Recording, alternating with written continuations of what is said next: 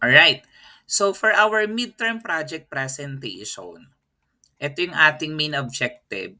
You will create a 15-minute PowerPoint presentation slide on the assigned topics from Principles of Network and System Administration, second edition by Mark Burgess. Additionally, you will prepare and submit 30 multiple choice questions with answers from the assigned topic. So nasaan po yun? Andito po yun, in-upload ko na po siya dito sa ating midterm project. Andito yung references, Principles of Network and System Administration, PDF file yan. Dito ka kukuha ng information pero syempre pwede mo naman siyang dagdagan. So you will form 7 groups with 5 members each. Yan, so kayo po ay 37 right now. So pwede naman po na more than 5 members. Basta kailangan maka-formulate tayo ng 7 groups. Each group will be assigned a specific topic from the book as follows. So we have group 1, host management. Nasa pages 109 to 140 po yun.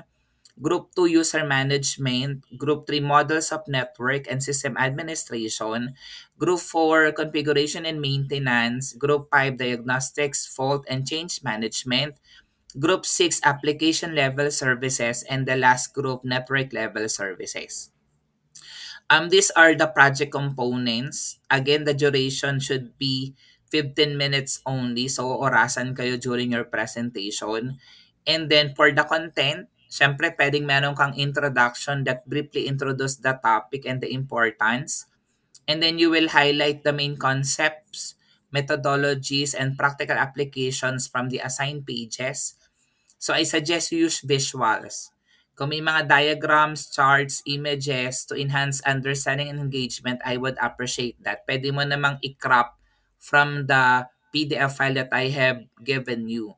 Then for the conclusion, you have to summarize the key takeaways and the relevance to network and system administration.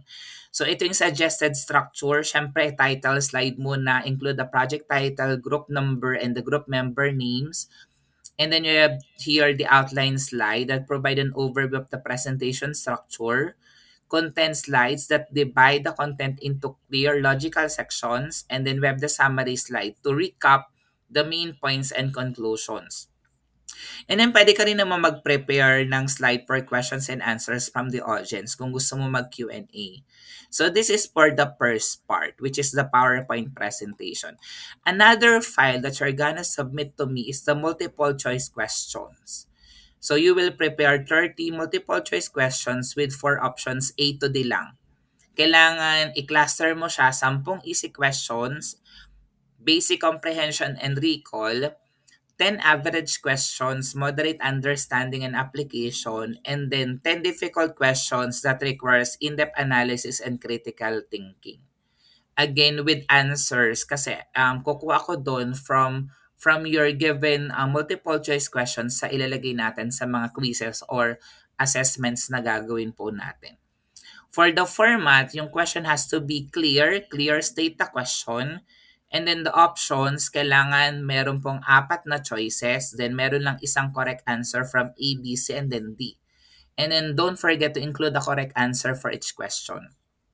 So you have to submit and compile the questions and answers 1 page lang into a Word or PDF document. So I would appreciate kung Word file na lang.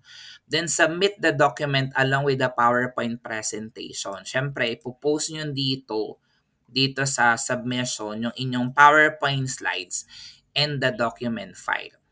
This is how you'll be evaluated: content accuracy and relevance, alignment with the assigned topic and accurate representation of the key concepts, presentation delivery, clarity, engagement, and adherence to the 15-minute duration, visual aids, effective use of visuals to enhance understanding, question quality, appropriateness, and difficulty level of the multiple choice questions.